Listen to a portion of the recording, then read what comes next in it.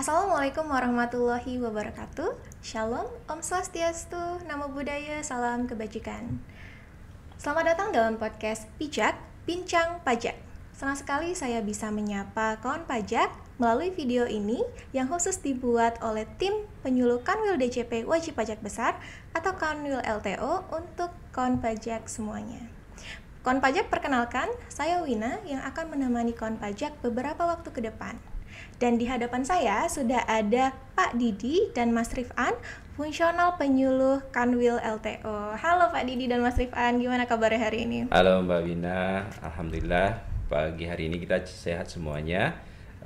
Bagaimana kabarnya Mbak Wina? Alhamdulillah sehat juga.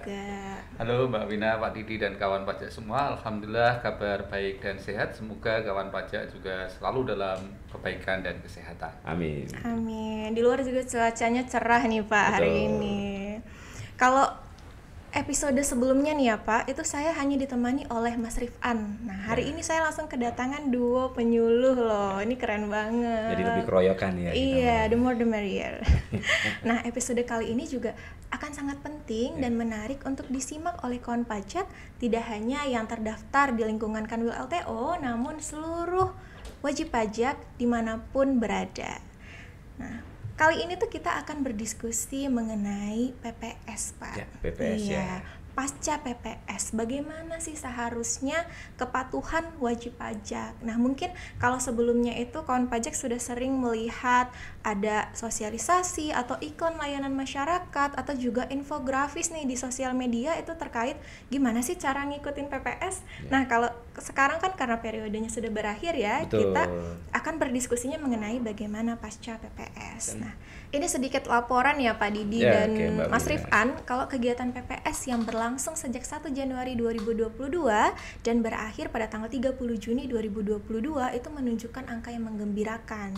Nah, di mana total peserta itu ada 247.918 wajib pajak yang terbagi menjadi 82.456 surat keterangan dari kebijakan 1 dan 225.603 surat keterangan dari kebijakan 2. Nah, tentu saja ini dengan catatan ya Pak, di mana kalau wajib pajak itu bisa mengikuti 2 kebijakan sekaligus dan juga bisa mengikuti PPS lebih dari 1 kali. Betul. Nah, terus dari total peserta tadi Pak, itu harta bersih yang diungkapkan sebesar 594,82 triliun rupiah. Wah, besar sekali ya. Besar sekali, di mana jumlah PPh yang disetorkan ada 61,1 triliun rupiah.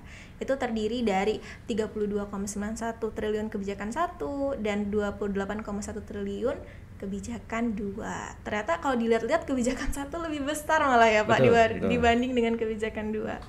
Tentu saja kan deklarasi harta itu bisa deklarasi dari dalam negeri ya Pak, terus juga ada luar negeri dan juga repatriasi. Dan juga negara asal harta deklarasi dan repatriasi itu juga sangat beragam ternyata. Ada 15 negara, mulai dari yang terbesar itu Singapura, lalu ada Australia, dan yang terkecil itu ada di Kepulauan British Virgin Island. Wow, ini sangat luar biasa ya Pak, kita mengapresiasi sekali ya dan berterima kasih kepada wajib pajak yang sudah bersedia untuk berpartisipasi dalam program pengungkapan sukarela. Betul ya Pak? Betul. Kita apresiasi sekali kepada wajib pajak semua ya atas keikutsertaannya terkait program PPS ini. Betul. Ikut menyukseskan program pemerintah ya. Betul. Nah, pada saat program PPS ini masih berlangsung Pak, sebenarnya tuh ada beberapa pertanyaan ya Pak yang masuk ke kita itu ya, mengenai program PPS ini apakah akan sama seperti tax amnesty Pak? Seperti yang kita tahu kan dulu ada TA ya Pak. Terus juga kenapa sih di program pengungkapan sukarela ini kan terbagi menjadi 2 kebijakan, di mana kebijakan 1 itu yang dapat berpartisipasi itu hanya wajib pajak peserta TA, baik itu orang pribadi maupun juga badan. Nah, sementara untuk kebijakan 2 itu yang dapat berpartisipasi itu hanya wajib pajak orang pribadi saja, non peserta TA. Nah, ini kenapa Pak? Dalam tanda kutip ya, wajib pajak badan itu tidak boleh ikut serta dalam PPS. Kita sedikit flashback Pak. Oke. Baik, terima kasih Mbak Wina. Tadi apa yang sudah disampaikan mengenai capaian atas keikutsertaan wajib pajak dalam program PPS ini sungguh menggembirakan buat kita semua bahwa dengan keikutsertaan seluruh masyarakat Indonesia ini terutama untuk kawan pajak jumlah setorannya mencapai 61 triliun. Betul Itu sekali. berarti memberikan tambahan bagi penerimaan negara yang cukup signifikan. Jumlah setoran ini berasal dari total harta yang dideklarasikan tadi disebutkan Mbak Wina adalah sebesar 594 triliun. Seringkali kita dengar nih Mbak Wina istilah voluntary disclosure program yang sebagai kesamaan istilah dengan program pengungkapan sukarela. Nah, ini sebagai langkah kelanjutan sejak dimulai dengan adanya pengampunan pajak yang dulu dikenal dengan tax amnesty yang pada saat itu berlangsung di 1 Juli 2016 sampai dengan 31 Maret 2017. Nah, PPS ini mengingatkan kembali kepada kawan pajak peserta TA, baik orang pribadi maupun badan usaha yang dulu ikut TA dan kemudian sudah menyampaikan SPPH dan mendapatkan surat keterangan, untuk mengingat-ingat kembali nih Mbak Wina, kira-kira masih ada nggak sih harta-harta yang kemarin sudah disampaikan melalui SPPH ini yang terlewatkan? Jadi masih dibuka ruang untuk kepada kawan pajak semuanya nih ya Mas Irfan ya, untuk memastikan bahwa yuk kalau memang ada ketinggalan kita coba untuk mengikuti program PPS ini. Memang itu diakomodasi di kebijakan 1 PPS. Nah, seiring dengan kebijakan tadi, maka kemudian ternyata bagi orang pribadi nih untuk SPT tahunan PPH tahun pajak 2016 sampai dengan 2020 juga diingatkan kira-kira nih ternyata ada nggak yang hartanya terlewatkan di sana yang kemudian harus diungkapkan di SPT dan kemudian kawan pajak semuanya ternyata lupa di SPT-nya belum disampaikan.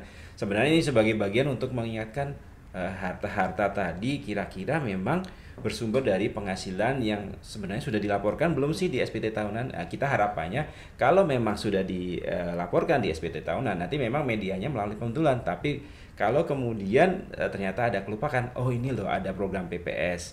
Nah, pertanyaan Mbak Wina tadi, kenapa badan usaha tidak diikutkan di PPS kebijakan 2? Ya. Nah, ini sebenarnya menunjukkan bahwa pemerintah juga melihat nih, dengan adanya tax amnesty kemarin, seharusnya kepatuhan wajib pajak meningkat ya. Dan tahun-tahun berikutnya, perolehan harta pun yang diperoleh oleh wajib pajak badan tadi, sebenarnya nanti sudah tertuang, diadministrasikan dengan baik, dan dikelola oleh profesional oleh PPH badan. Nah, kemudian jika ini berlanjut, bahkan kemarin mungkin kita perlu ingat-ingat kembali sedikit, ada namanya peraturan pemerintah nomor 23 tahun 2018. Nah, itu beberapa wajib pajak badan yang penghasilan brutonya selama setahun tidak mencapai 4,8 miliar, itu masih diberikan ruang untuk menggunakan PPH final sebesar 0,5% terhadap usianya tadi. Gitu Mbak Wina. Kenapa kemudian wajib pajak badan ini kemudian tidak ikut di kebijakan 2, tapi lebih diingatkan di kebijakan 1, terutama yang sudah ikut tax amnesty. Oke, jadi memang diharapkan semoga kawan pajak itu tidak menyiapkan kesempatan PPS kemarin ya betul, Pak Didi betul. ya.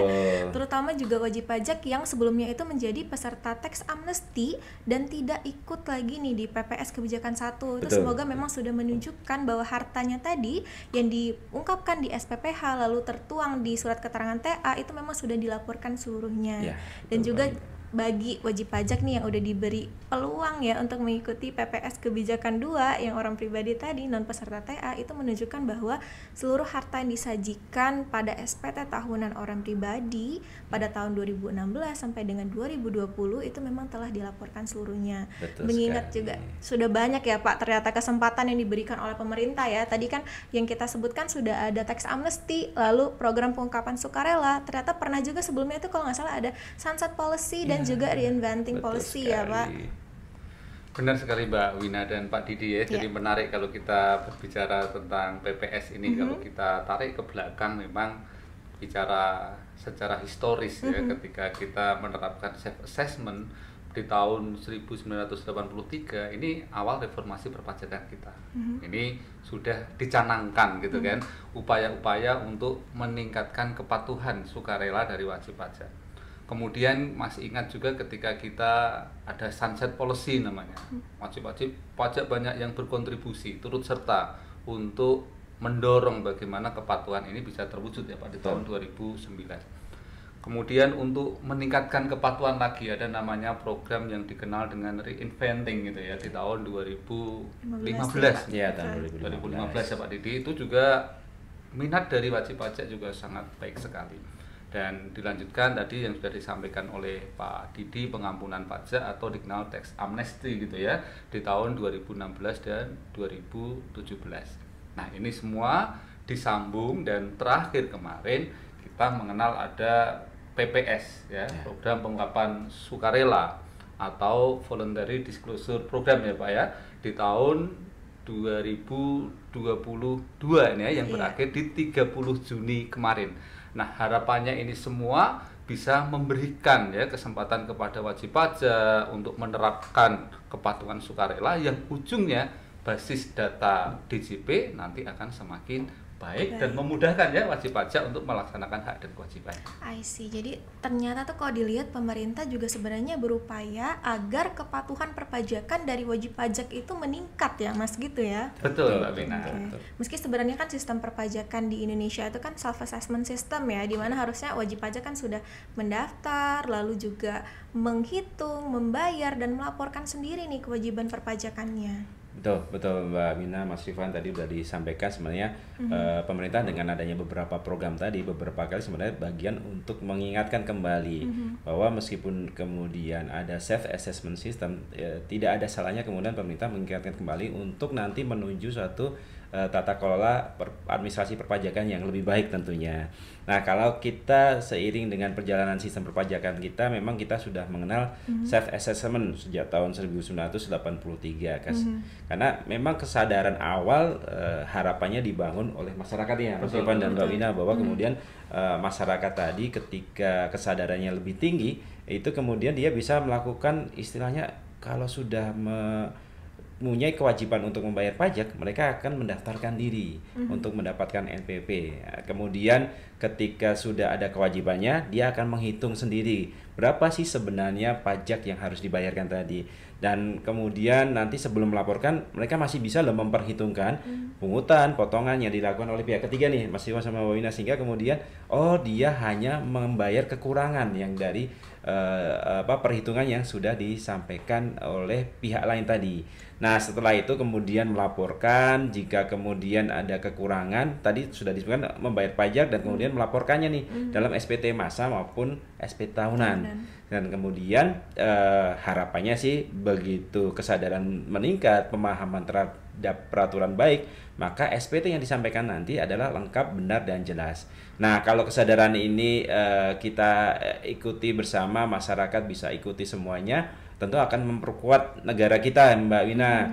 Sehingga ketika ada cita-cita bersama nih sesuai pembukaan Undang-Undang Dasar 45 bahwa negara nanti melindungi segenap bangsa Indonesia dan seluruh tumpah darah Indonesia. Itu kan jadi kita akan membutuhkan biaya untuk hal itu semua. Kemudian memajukan kesejahteraan umum, mencerdaskan kehidupan bangsa, dan kemudian ikut melaksanakan ketertiban dunia. Nah, ini uang-uang tadi yang kita terima, salah satunya dari pajak, itu akan dikumpulkan untuk dimanfaatkan untuk pembangunan tentunya, Mbak Wina. Baik sarana prasarana, tapi perlu diingat kembali bahwa kita juga harus membangun sumber daya manusia agar dapat unggul dalam kancah pergaulan internasional. Bonus demografi nih, Mas Ivan, dalam rangka mencapai visi Indonesia Emas 2045 harus disiapkan sejak awal, sehingga kemudian pembangunan sumber daya manusia, infrastruktur, baik di kemudian industri manufaktur dan industri usaha mikro, kecil, dan menengah tadi, dan sektor lainnya itu bisa ditingkatkan dengan pengumpulan dana melalui salah satunya melalui sektor perpajakan.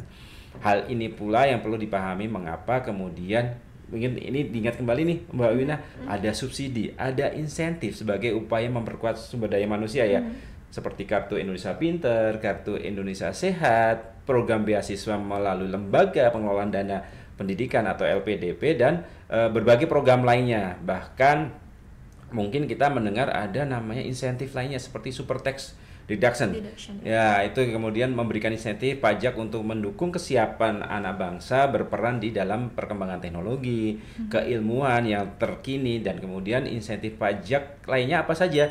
Pemagangan dan pendidikan vokasi yang dilakukan oleh dunia usaha. Kemudian terdapat insentif pajak untuk kegiatan penelitian dan pengembangan dan juga industri padat karya. Kalau kita dengar-dengar ini pengembangan sumber daya manusia ya, Mas Ivan ya. Nah, begitu besar subsidi dan di berbagai jenis kegiatan tadi agar apa? Agar masyarakat mempunyai akses nih yang sama untuk mencari mata pencaharian, memperoleh fasilitas pendidikan, kesehatan, perumahan dan lain sebagainya gitu Mbak Wina. Oke, memang kalau berbicara tentang sistem perpajakan itu akan memancing pembahasan lain ya Pak. Betul. Mungkin tema selanjutnya kita bisa bahas lebih detail nih Pak, sejarah pungutan pajak di Indonesia dan kemana aja sih uang pajak yang sudah dibayarkan, biar nanti generasi-generasi milenial atau generasi Z ya itu betul. paham nih sejarahnya gimana, terus nanti uang pajak itu kemana aja gitu. Nah, kita kembali lagi ke pasca PPS nih, Pak Didi dan Mas Rifan. Setelah periode pelaksanaan PPS ini berakhir, apa yang diharapkan dari kawan pajak? Oke, Mbak Wina dan kawan pajak semua tadi menyambung ya apa yang sudah disampaikan oleh Pak Didi. Jadi sebelum kita cerita apa yang terjadi setelah PPS nih, kita perlu sedikit mengingat gitu kan. Kejadian yang boleh kita katakan antusiasme dari wajib pajak di periode akhir ya, menjelang berakhirnya PPS ini luar biasa. Bahkan teman-teman kemarin yang sempat untuk mendapat penugasan untuk buka di mall itu juga refreshing gitu ya Pak ya, bisa berdinas di sana dan ternyata tamunya di akhir periode itu luar biasa sekali membludak.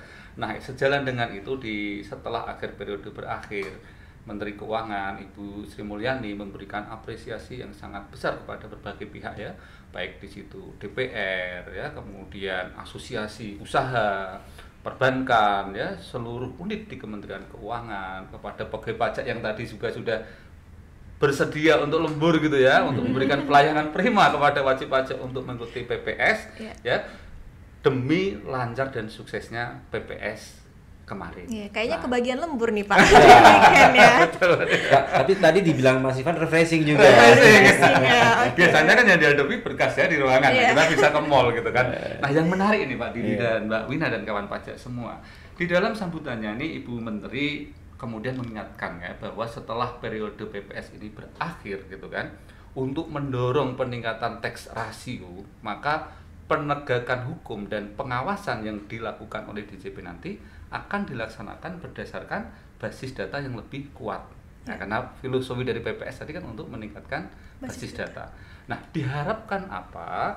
Diharapkan wajib pajak ya akan melaksanakan pemenuhan hak dan kewajiban perpajakan ini dengan lebih benar ya Pak Didi ya. Nah, yang perlu kita garis bawahi, kita tekankan pasca PPS ini diharapkan tadi apa? Wajib pajak dapat ya melaksanakan pemenuhan hak dan kewajibannya ini dengan benar. Nah, sehingga kepatuhan nanti diharapkan meningkat. Kalau kepatuhan meningkat apa ya?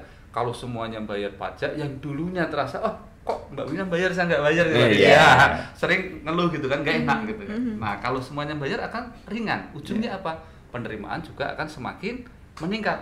Kalau penerimaan meningkat, tadi yang disampaikan Pak Didi, tujuan bernegara kita juga akan tercapai. Nah, seperti itu Mbak Wina dan kawan. Setuju Pak. Jadi seperti efek domino ya Pak, apabila kepatuhan pemenuhan kewajiban perpajakannya tadi dilakukan secara benar, lalu nanti kepatuhannya meningkat, terus penerimaan pajak juga optimal, sehingga kebutuhan pembiayaan negara pun tercukupi. Betul ya betul. Pak?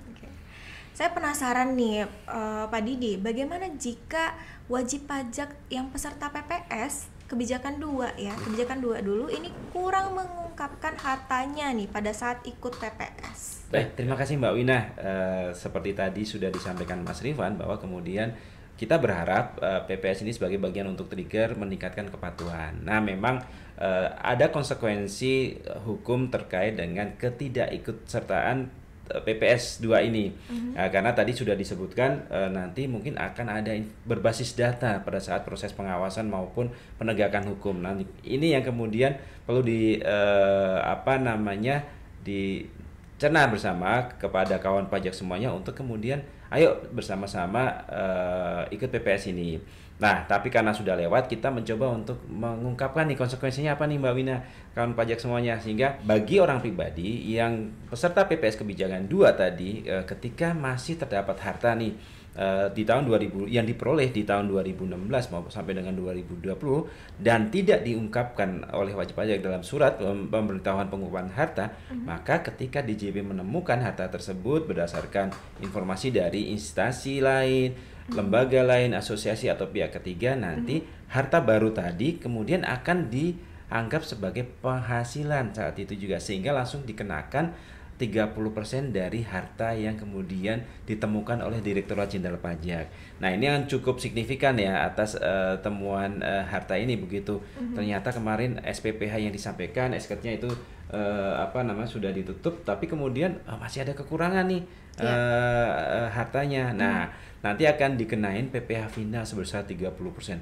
Sangat signifikan. Betul. Makanya kemudian mudah-mudahan kawan pajak semuanya memang kemarin yang memang belum memasukkan harta pada SPT tahunan PPh orang pribadi selama tahun 2016 sampai 2020 sudah diikutkan di PPS kebijakan 2 ini ya Mbak Winaya dan Mas Rifan, sehingga kemudian baik sanksi dikalikan pajak 30% langsung maupun sanksi bunga per bulan lumayan juga nih. Nah, itu juga tidak sampai dikenakan kepada kawan pajak semuanya. Kalau kebijakan 2 ada konsekuensi atas kurang ungkap harta, bagaimana dengan kebijakan 1, Mas Rifan? Terutama kan kita tahu ya tadi peserta kebijakan 1 ini siapa nih yang bisa berpartisipasi? Itu hanya wajib pajak yang sudah mengikuti TA. Jadi sudah ikut TA, mungkin ada harta yang tertinggal nih lalu lupa untuk diungkap. Nah, ini ikut berpartisipasi lagi pada program PPS. Itu gimana Mas Rifan? Baik Mbak Wina dan kawan pajak semua, kalau kita bicara tentang kebijakan 1 dulu kita sering ini untuk teman-teman alumni TA gitu ya, alumni TA yang masih ada harta yang ternyata dulu belum di TA-kan gitu kan. Ibarat kata ini kalau disederhanakan ini sebenarnya kesempatan kedua gitu ya. Kesempatan kedua untuk mengungkapkan kembali. Kenapa ada kesempatan kedua? Karena di Undang-Undang TA lumayan besar, ada sanksi 200%. Nah, bagaimana ketika sudah dikasih kesempatan yang kedua ini ternyata juga ditemukan ada data yang berupa harta yang belum diungkap oleh kawan pajak atau wajib pajak semuanya. Nah, ini tentu sejalan tadi akan ada pengawasan dan penegakan hukum ya sesuai dengan ketentuan peraturan perundang-undangan yang berlaku. Maka harta yang belum diungkap tadi yang apabila ditemukan oleh DJP maka akan dikenakan pajak.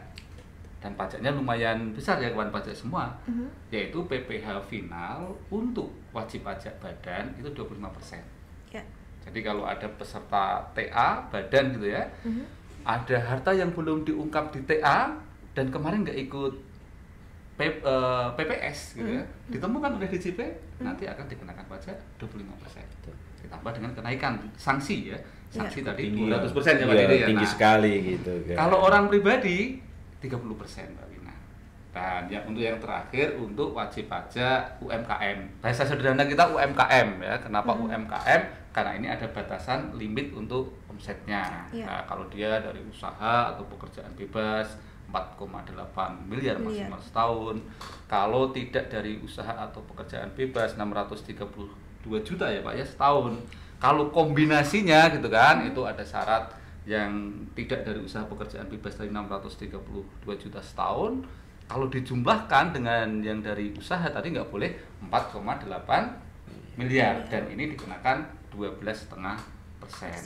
Jadi poinnya ya kawan pajak semua, poinnya basis data ini akan sangat penting nanti untuk menjadi bahan baku pengawasan dan penegakan hukum oleh DJP kepada wajib pajak. Tentu harta yang belum diungkap peserta TA kebijakan 1 dan tidak diikutkan di PPS kemarin akan dikenakan pajak sesuai dengan PP 36 tahun 2000. Oke, ini bagaimana prosedurnya untuk pengenaan pas final ya istilahnya ya Pak?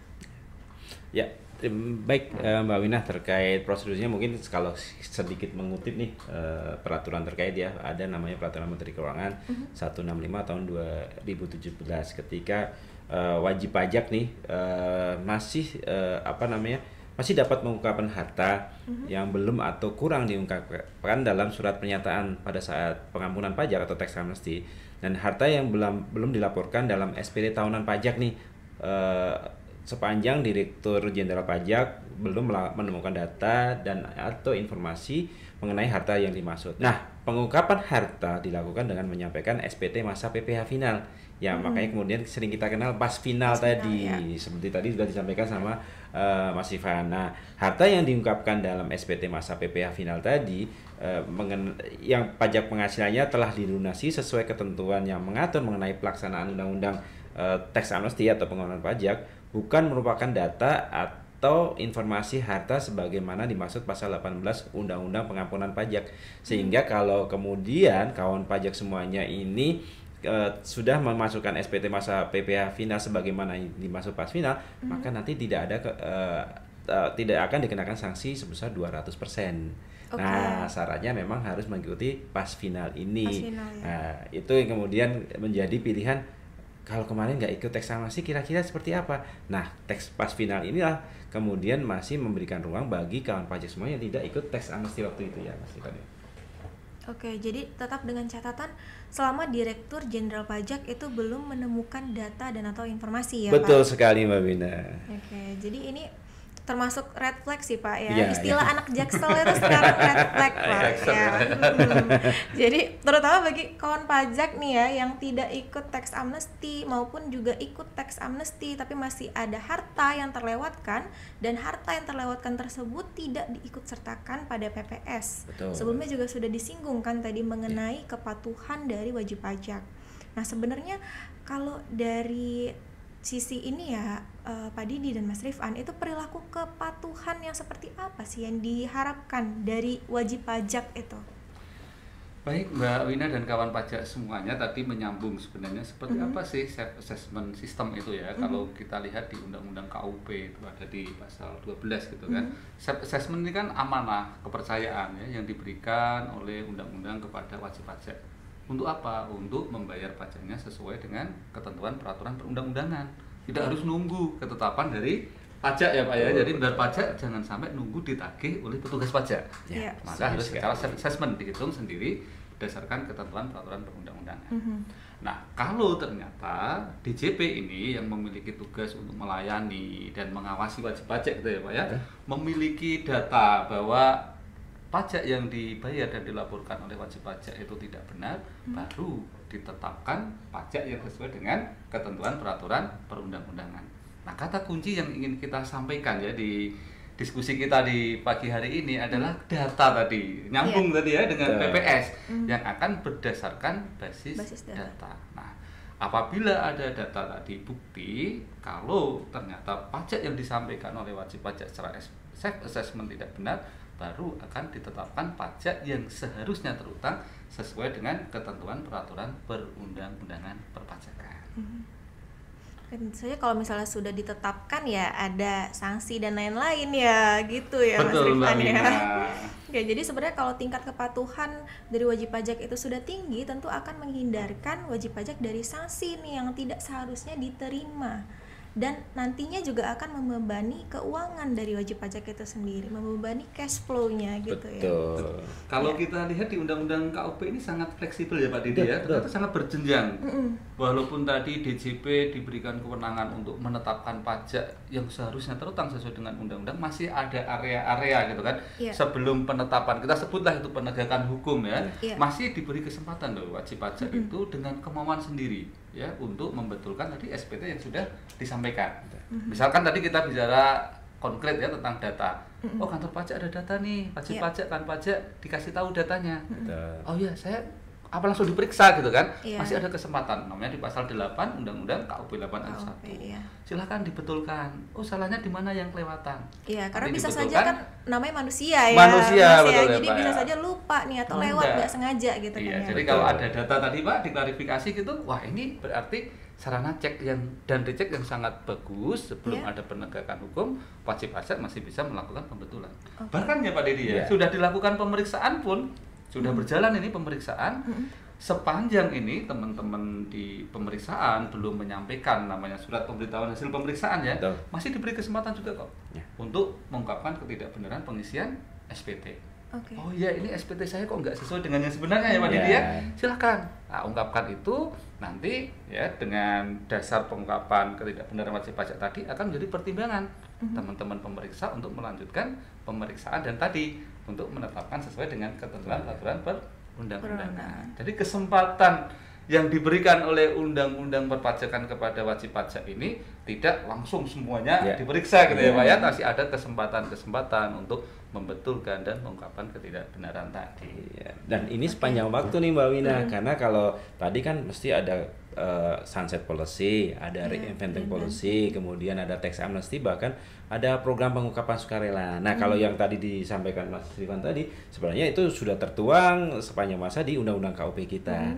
Sudah bisa ada ruang untuk pembetulan SPT, kemudian ada pengungkapan ketidakbenaran penyampaian SPT sebagai meskipun sudah dilakukan pemeriksaan, sehingga kemudian pemeriksa juga bisa bisa mendasarkan itu pada saat menghitung ya surat keterangan pajak. Betul. Nah, itu baru pada saat pemeriksaan. Ternyata Mbak Wina dan kawan pajak semuanya, ternyata ketika sudah dilakukan penegakan hukum nih, kalau istilahnya ada namanya pemeriksaan bukti permulaan. Nah, masih ada ruang bagi kawan pajak semuanya sebagaimana pasal 8 ayat 3 Undang-Undang KUP kita untuk mengungkapkan ketidakbenaran perbuatan. Karena begitu masuk tindak pidana perpajakan, kemudian ada indikasi yang kemudian diindikasikan wajib pajak tadi seolah-olah ada tindak pidana di bidang perpajakan nih. Sebenarnya nanti ada sih ruangnya di pasal 38 Undang-Undang KUP, pasal 39 dan 39 ayat 1 Undang-Undang KUP. Nah, ketika kemudian dilakukan bukti permulaan nih, belum tahap penyidikan nih, masih pemeriksaan bukti permulaan, itu dengan kemauan sendiri dapat mengungkapkan secara tertulis mengenai ketidakbenaran perbuatannya, seperti tidak menyampaikan SPT tahunan atau masa, atau kemudian menyampaikan surat pemberitahuan yang isinya tidak benar atau tidak lengkap, atau melampirkan keterangan yang isinya tidak benar. Jadi dengan kesadaran sendiri dia mengungkapkan bahwa oh iya, saya ada perbuatan yang tadi baru saja saya sampaikan tadi ya Mbak Wina, kemudian tidak menyampaikan surat pemberitahuan atau menyampaikan surat pemberitahuan yang isinya tidak benar, dan kemudian ini menjadi ruang kemudian oh iya, pemeriksaan bukti permulaan nanti bisa diselesaikan, tapi memang harus ada sanksi yang harus dibayar, ada pokok pajaknya yang nanti dihitung nih, kira-kira kerugian negaranya berapa dan kemudian kira-kira sanksinya berapa. Nah, itu harus dilunasi terlebih dahulu sehingga kemudian pemeriksaan bukti permulaan bisa dihentikan. Ada lagi sebenarnya pada saat ternyata pada saat proses pemeriksaan bukti permulaan sedang berlangsung dan kemudian sudah selesai, sudah dilakukan gelar perkara nih sama teman-teman penyidik nih PPNS kita di Direktorat Jenderal Pajak. Kemudian dari gelar perkara, ini harus naik ke tingkat penyidikan karena memang ternyata tersangkanya sudah ada, kemudian perbuatannya sudah memenuhi, kemudian ada kerugian negara. Nah, ada proses penyidikan untuk memastikan bahwa semakin terang siapa tersangkanya, bukti-bukti yang dikumpulkan untuk kemudian nanti proses penuntutan ya Mas Ivan ya, ketika proses penuntutan di pengadilan umum. Nah, begitu tahap penyidikan ini berlangsung, sebenarnya masih ada ruang namanya di pasal 44B Undang-Undang KUP kita nih Mbak Wina, untuk kepentingan penerimaan negara, Menteri Keuangan bisa meminta Jaksa Agung untuk menghentikan penyidikan tindak pidana di bidang perpajakan paling lama dalam jangka waktu 6 bulan sejak tanggal surat permintaan.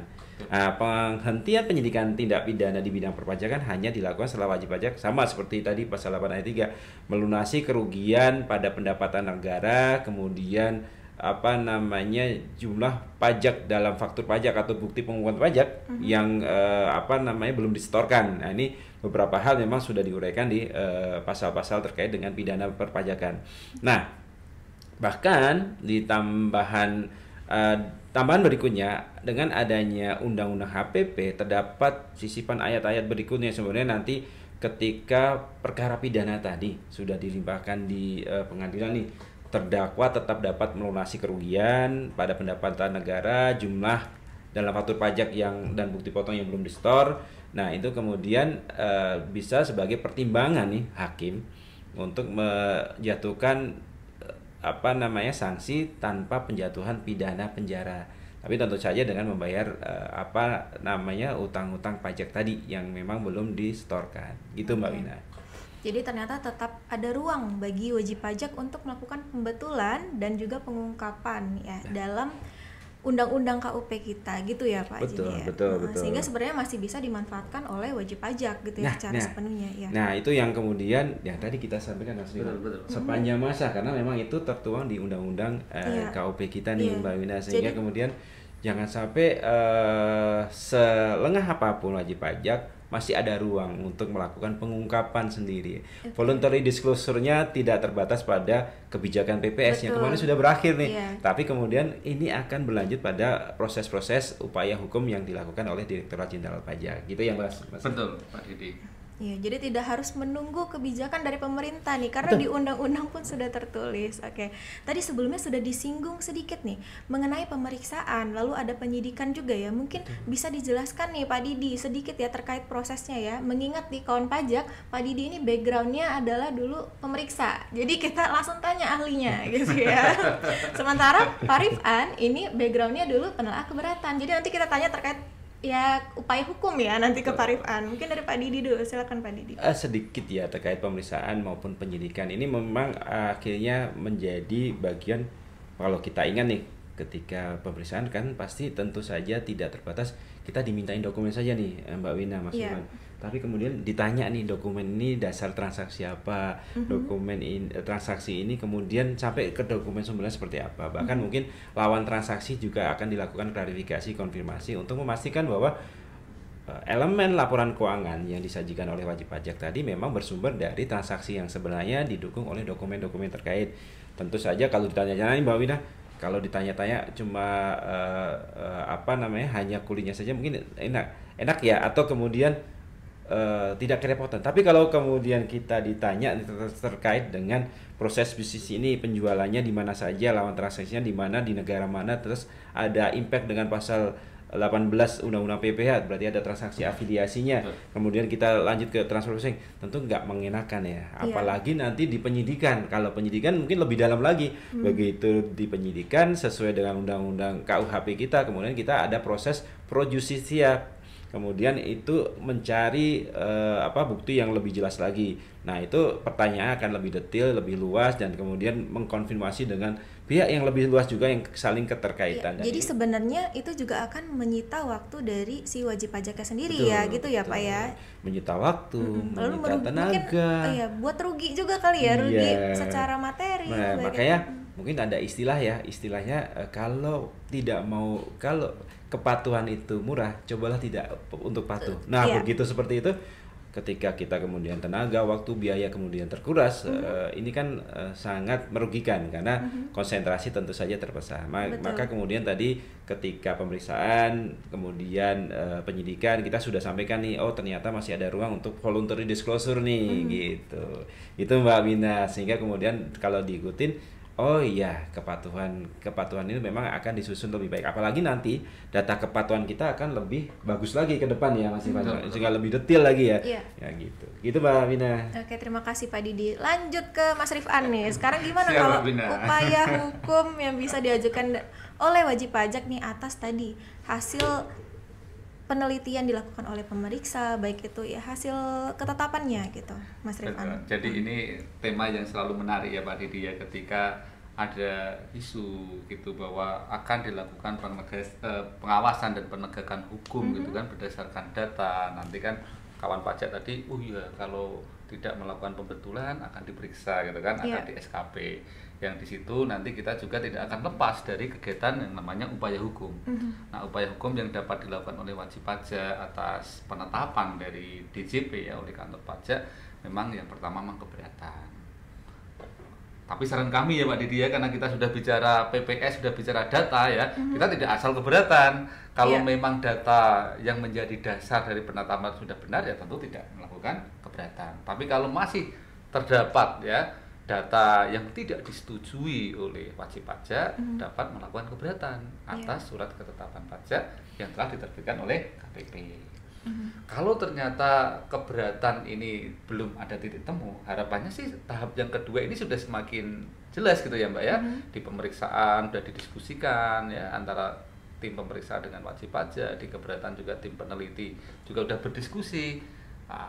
Harapannya ketemu sehingga nggak akan ada upaya hukum berikutnya. Kalaulah ternyata masih tidak ketemu ya, karena perbedaan pendapat yang sangat runcing gitu ya antara wajib pajak dengan tim penelaah keberatan. Undang-undang masih memberikan ya upaya hukum di luar DJP yang disebut dengan banding ke pengadilan pajak. Nah, banding ini nanti akan melibatkan hakimnya yang independen, akan menengahi antara DJP dengan wajib pajak. Nah, atas putusan banding ini ya harapannya juga sudah clear gitu kan. Tapi kalau memang masih belum terdapat kesepakatan antar kedua belah pihak, karena ketika dibanding ini yang tidak setuju nggak hanya wajib pajak, DJP juga boleh nggak setuju ya Pak Didi ya. Nah, untuk melakukan upaya hukum yang namanya peninjauan kembali. Upaya hukum luar upaya biasa. hukum luar biasa ya Pak Didi ya. Harapannya ini penegakan hukum yang sesuai dengan data dan ketentuan ini juga memiliki marwah gitu ya Pak. Ya. Marwah di bawah bingkai negara hukum gitu kan, sesuai dengan tahapan-tahapan upaya hukum dan penegakan hukum yang ada di Konstitusi Republik Indonesia. Betul, ya, yang memberikan manfaat, adil dan kepastian hukum. Betul Pak Didi. Baik, terima kasih Pak Didi dan Mas Rifan. Hari ini saya dan kawan pajak semuanya sedang menyaksikan video ini, belajar banyak sekali. Mulai dari penerapan sistem perpajakan nih di Indonesia, lalu juga bagaimana pentingnya tingkat kepatuhan dari wajib pajak itu dalam melaksanakan kewajiban perpajakannya, terutama nih pasca adanya program pengungkapan sukarela ya, serta juga risiko jika wajib pajak itu tidak melakukan kewajiban perpajakannya secara benar, lengkap, dan jelas. Nah, sebelum ditutup, mungkin dari Pak Didi dan Mas Rifan ini masih ada yang ingin disampaikan nih kepada kawan pajak semuanya yang sedang menyaksikan video ini. Terima kasih Mbak Wina. Tapi sebenarnya tadi pembicaraan kita juga sudah lengkap ya Mbak Wina ya. Dari program tax amnesty-nya seperti apa, PPS-nya seperti apa. Kemudian sebenarnya ada beberapa ketentuan di kita juga sebenarnya memberikan ruang nih. Kemudian ada istilah voluntary disclosure tadi. Sebenarnya tidak terbatas pada saat mengikuti tax amnesty, tidak terbatas pada saat mengikuti PPS, tapi kemudian pada saat rutin sehari-hari, pada saat mau membetulkan SPT kan sebenarnya voluntary disclosure nih. Sebelum kemudian data yang diberikan DJP nanti dilakukan pemeriksaan lebih lanjut untuk memastikan kebenaran data tadi, untuk kemudian ternyata terbit surat ketetapan pajak dengan sanksi yang besar. Kemudian proses pemeriksaan memakan waktu, kemudian tenaga dan biaya pasti akan seperti itu. Kemudian ketika ada dari perbuatan yang ada, bisa jadi ada tindak pidana perpajakan. Nanti sebenarnya juga masih ada ruang untuk voluntary disclosure tadi di pemeriksaan bukti permulaan maupun di penyidikan. Jadi bagi kawan pajak semuanya tidak segan-segan untuk selalu melakukan perbaikan. Masih ditunggu perbaikan itu, bahkan sampai berkas itu sudah dilimpahkan sampai penuntutan ya Mas Rifan ya. Betul. Itu dari saya Mbak Wina. Terima kasih. Oke, mungkin Mas Rifan ada yang mau ditambahkan? Baik ya, menambahi sedikit tadi yang disampaikan oleh Pak Didi. Memang menarik hari ini kita diskusi gitu kan. Ibaratnya ini daging semua gitu ya Mbak Wina sekali. Ya. Nah, saya hanya ingin menegaskan bahwa pasca PPS ini pengawasan dan penegakan hukum akan berbasis data. Nah, dengan basis data yang baik ini diharapkan ya seluruh wajib pajak juga akan melaksanakan pemenuhan hak dan kewajibannya dengan benar, lengkap, dan jelas. Ujungnya apa? Ujungnya tax ratio kita juga akan meningkat, dan tentu penerimaan pajak juga akan meningkat dan akan mewujudkan kesejahteraan untuk negara Republik Indonesia. Demikian Mbak Wina, Pak Didi, dan kawan pajak semuanya. Baik, sekali lagi terima kasih ya Pak Didi dan Mas Rifan juga, atas kehadirannya dalam podcast bijak, dan terima kasih juga kepada kawan pajak yang telah menyaksikan video ini. Don't forget to like, comment, and subscribe ya channel YouTube ini. Anyway, kawan pajak juga bisa mengusulkan tema apa nih yang akan dibahas pada episode berikutnya nih, episode bijak berikutnya ya. Bisa lewat kolom komentar ataupun saluran komunikasi lainnya Kanwil LTO. Nah, semoga dengan menyaksikan video ini kita dapat sama-sama belajar dan juga menumbuhkan nih ya semangat belajar untuk menjadi wajib pajak yang baik. Betul. Karena pajak kuat, Indonesia maju. Thank you for watching. See you on the next podcast bijak.